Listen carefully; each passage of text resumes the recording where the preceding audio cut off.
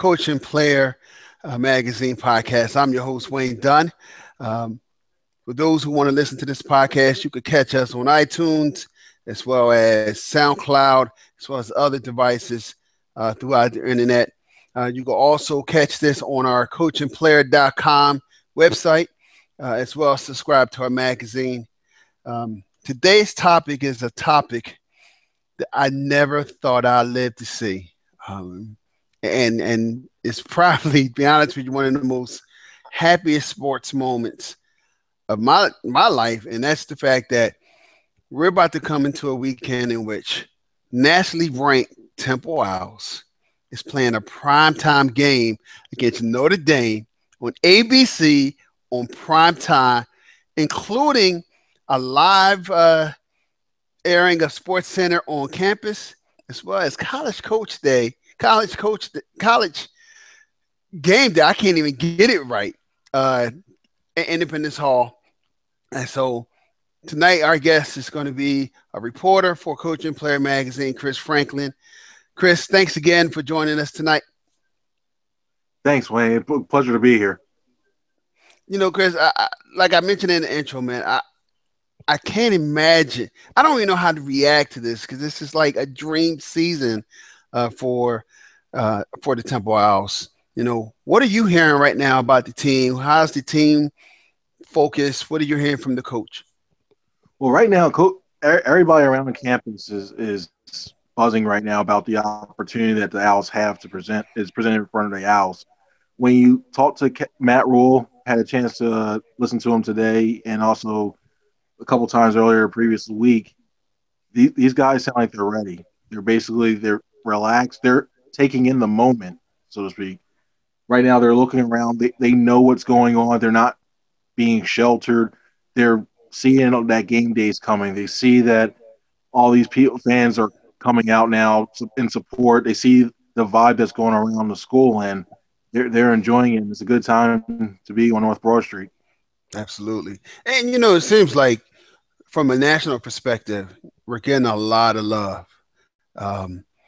From a local perspective, though, it seems like folks are still, the local media, they're showing us love, but it's not there yet.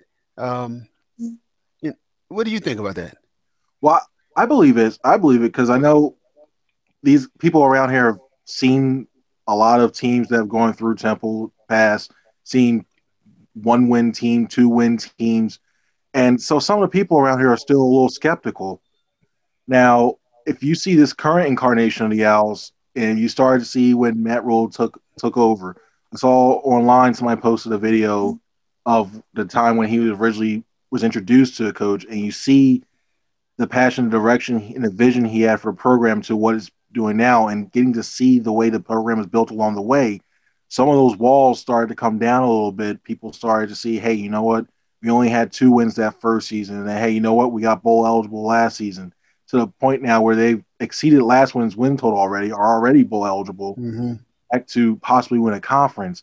I think a lot of the local media now are starting to climb on and say, hey, you know what? There's actually a serious leader here. There's a team that now.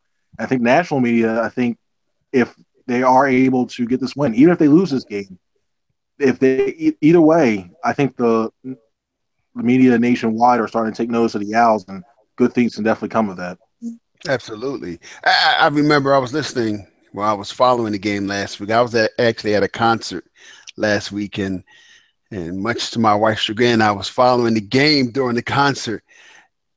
These are the type of games this season that I remember us, you know, from years past. I mean, as recent as last year, that we will lose. And it seems like, and I heard somebody mention on ESPN, is that we're fighting to win. We refuse to go down. And it's incredible to see the maturation of the team, you know, from when Coach Rhule came in a couple of years ago to now, and just finding ways to win where, you know, this time 2 years ago, it seemed like we was finding ways to lose. And you're like, come on, guys, this is ridiculous.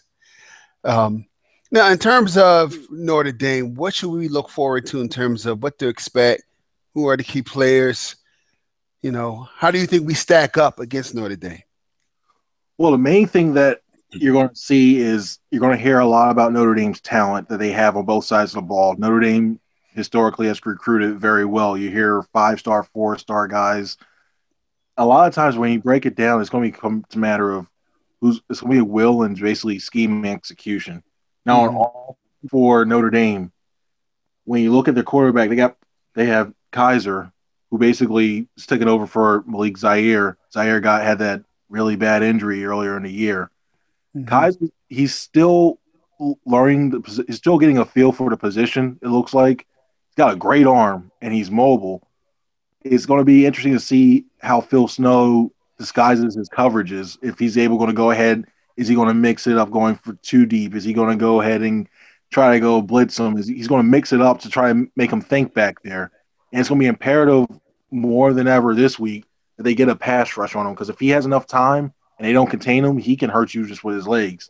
Yeah. Now, the thing when it comes to running back, they have CJ Prosise, who's you're going to hear his name possibly when it comes to Sundays. And you're definitely going to hear his name. He's a decent running back, runs with power. He's got speed as well, the outside. Not only can he run between the tackles, he can run that sweep as well, too. So he's going to be really good, I think, on there as well, too. So those are two guys that I definitely think you should definitely going to have to take a look on.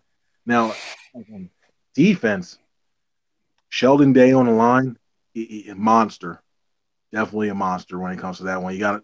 It's going to be imperative for that line to go ahead and make sure you account for him where he's at, make sure they block him up on there. So those are just three of the guys that you have to definitely take a look for. I know a lot of people are going to say William Fuller. Hey, you got to watch out for him. He's a big playability. I wouldn't be surprised if they started shading some of the guys over to look at him as well too. Shade a couple of safeties over and keep him. Basically, make sure he doesn't beat you deep. Keep everything in front of you so that way you don't hear his name called all day. I want to go back. You had mentioned about Coach Rhule and just the progression of the team itself these last 3 years. Can you give us your thoughts about just the maturation of Coach Rhule as a head coach? I remember when he first started, there was a perception that he wasn't ready. You know, he might have been reaching for getting this position. I know when Coach Golden left a few years back, he wanted the role and they told him he wasn't ready. It seems like we're not just watching these kids grow up and mature and get their game together, but we're watching the coach mature into this position to the point now where, when you're talking about other jobs, he's in the mix in terms of discussion. Yeah, he's definitely done a great job. You could tell as his team's grown, he's grown. Like you said, when you look at towards when he first started, the first couple games he had 2013, it was a little rough. I think he was trying to fill out what he had in the program. He was trying to go ahead and check to see, hey, you know what? I think he was trying to get a feel for it a little bit, because it's definitely, once you're a co-pilot, it's one feeling, but once you're in that main seat, it's a whole different experience. But then towards the end of 2013, you started to see this team starting to fight a little bit, call away, and they finally got that first win, and they were competitive. I think the main thing that happened was 2014 when they got out to that decent start, and then you saw that they had trouble finishing, trying to get that 6th win, and that wound up ultimately costing them a bowl game. Now, This year, you look at them, they were problem. They had trouble winning games, and they started winning games. Then you start not only winning games, you finish closing them out. And it's starting to put their foot on the throats of a couple teams as well, too. And they went back to the old school toughness. They went back to the old school type of offense. Last year, they were running 4 wide receivers up tempo, kind of like a Philadelphia Eagles offensive way. And they went back to what was working for them when they were successful. They went 2 tight ends, the fullback emerging. And you see him, he's willing to adjust. The players love him. He's really going ahead. The alumni love him now. You're starting to see, like, this guy, he's come a long way. And he's going to get some offers, I believe. I wouldn't be surprised if there's a couple of teams, especially in the ACC, that would maybe call. But he's done a great job, and hopefully he'll be able to stay for a couple of years. Well, one thing about that as well is that you see when other coaches leave programs that they built from the ground up, and then they jump into a more established program with lofty expectations. aka Al Golden, and you see them, you know, Al Golden's record at Miami would have been great for us, but for Miami, who still have aspirations and expectations that they're the U from the '80s, you know, getting blown out by Clemson just didn't help him out. So I'm hoping that he does that. I think he has the city wrapped around his finger right now. I mean, I think when he beat Penn State, I mean he's enshrined Yeah, in terms of the history of Temple, and I think exactly. much like John Chaney, who had offers to go other places once he started building Temple up, he stayed here and he built this program and he built the name and the brand. I'm hoping that Coach Rule has the same mindset. I think his wife still works on campus. You know, I think he loves his area. I mean, he wanted this job. This was the job that he wanted coming from. He was in the NFL. I mean, he could have stayed in the NFL if he wanted. So I agree. I think other teams are going to look at him. I think he might be in the mix in the discussions, but I'm hoping that he sees what he has here and wherever he can go. I think he could build here. Um, you know, just by just this season right now, just being the foundation of bigger things for our program. Um, to segue into that, how does this impact recruiting? It has to be a benefit. Do you see us moving from and not saying that our kids ain't great because he's brought in some great players, and a lot of the players have been under the radar. There are some.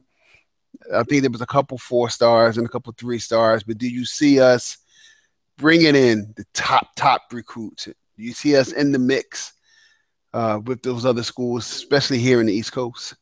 I really think they do. I mean, there's a couple of things that go into that. One, you look at the area itself right now, and you see you have Penn State's having a kind of a down year.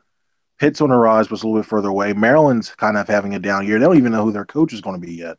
Right. Rutgers is, we all know the issues that are going on Rutgers. So the fact that you're not only doing successful, you're doing well and you're ranked, that's going to definitely help on this side.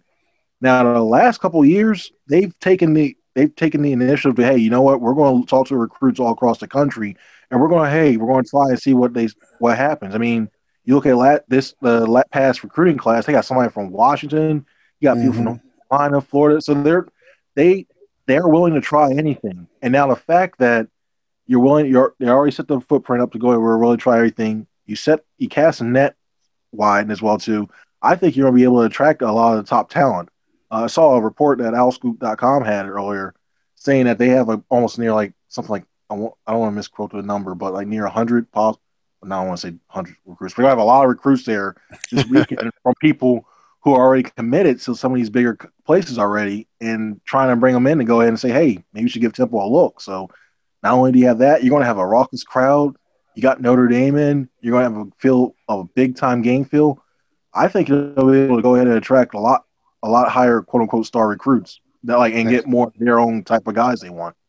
Absolutely. I mean, also you got the sell of the NFL stadium, but now you got the potential of building our own stadium on campus. I know that's something that the president has been trying to do pretty much under the radar early on in his tenure, but now it's out there. We are trying to build our own stadium. So, I mean, I think this is a great time for our school. I think it's a great time for our program, but definitely a great time for the school. And, as an alum, I'm walking around with my chest out every time I see a commercial for Saturday night's game. So I know just following the pages on Facebook, the Temple related pages on Facebook, it's the same thing.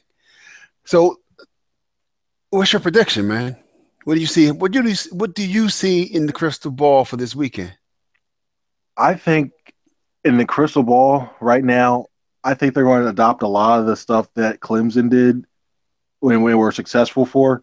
Now, here's one thing that I saw that was pretty interesting. Notre Dame has not done very well on the road, and especially against ranked teams as well too. Something like they're 9-7 since 2010. They're 9-7 on the road, and even better since 2010, they're 7-15 against teams that are ranked. Hmm. It's setting up. I really think the Owls are going to hang in there close. I don't think Notre Dame is a great road team. I could see it being 24-20 Notre Dame. I wouldn't be shocked though if Temple somehow found a way to win, but my Oh my gut was saying no. It'll be. I think people might rush the field if they win, but something right now, my gut's telling me 24-20 Notre Dame. I could work with that. I could work with that. I definitely could work with that. So let's talk about the vibe in the city again. I mean, we got college game day coming on Saturday morning. They're doing a live. I just found out this morning that they're doing a live broadcast of Sports Center from campus, which is incredible. Um, I can't imagine how things would be if we win this weekend. I can't imagine. But let's get past this weekend for a second. Win or lose, how do you see the rest of the season going? We still have this is out of the conference game, but we still got Memphis coming up. We got Connecticut coming up. And I think we got South Florida, and then hopefully if all goes well, we're in the mix for the conference championship. How do you see the rest of the season going? I say right now, their path is very, very good. Now, the only thing this game would affect is if the hypothetical, if the AAC were able to go ahead and get somebody in the playoff, if they were to win this, then that's a whole nother topic and get into. But they're playing with house money. Okay, fine. The rest of the conference wise, they're in very great position to go ahead and win the East. I think if they go ahead, they have SMU is definitely a game they should win. South Florida is a game they should win, although South Florida is playing tough. You win those two games, you probably pretty much clinch the East right there. Conference-wise, if they get Memphis, you're going to have to play them twice. I see them winning one and losing one. Yeah, that's going to be a tough one. Memphis, the rest of the schedule, I think Memphis scares me the most, only because they got a quarterback that's just that kid is nice. Yeah, Paxton Lynch, he will be drafted by Florida. I saw something saying he might be the third. Somebody had him on second on their board when it comes to quarterbacks. Houston, their Ward's playing well, but their schedule hasn't been. They haven't really been tested yet, in my opinion, with Houston. So I can see if you get if Memphis beats Houston and wins the West, you're probably hosting them here. Beating the same team twice, that's going to be rough. But if you get Houston here or Navy here, you're definitely winning. So there's a very legitimate shot they can win the conference. And who knows, Peach Bowl? Who would have thought before the season Temple Owls and Peach Bowl or Fiesta Bowl be mentioned in the same sentence? And it's bizarro world, man. It's like Earth 2. I mean, I'm tripping over the fact that this is happening to us, and I'm having it. It's exciting because and I was telling some friends earlier today, there was a point where we was one vote away from losing the program. Right. And that vote, and that included the president of the school at the time, voting us out. So to go from there, which was rock bottom, to where we are now, in the 10-year span, I never would have imagined it. After losing two coaches in the last 4 years or 5 years, I would have never imagined our program being where we are right now, and I'm excited. And as an alum, like you said, win or lose, this is a great time to be a Temple Owl. This is a great time to be a Temple Owl fan, and it's funny because I have friends who I used to beg to come to the game with me. I had season tickets. I had 2 seats, these last couple of years, and I begged folks to come with me, and they wouldn't come. Now that I only have 1 ticket. And now that we're successful and we're the sexy thing in town, and now everybody wants to say, "Hey, man, you still got that extra ticket?" No, it's too late. It's too late, homie. It's too late. You're gonna have to watch it on. You're gonna have to watch it on ABC with the rest of the folks. Exactly. Yep. Look at the secondary market. Tickets are going up really high as well too. All the secondary market. So it's a big. They are selling. Yes, they're more expensive than Eagles tickets right now. Can you blame them? Who would have thought that? No, you can't. But who would have thought that, man? This is incredible. So, well, thanks again, Chris. Totally appreciate the thoughts about the program and the upcoming weekend. I just want to remind our listeners that you could find this podcast and our previous podcast in which we talk about these SEC, the Big Ten, and other conferences. You can find us on coachingplayer.com. You can also find us on YouTube as well, SoundCloud and iTunes. Chris, thanks again, brother. Thank you very much, Wayne. Appreciate it. All right, take care.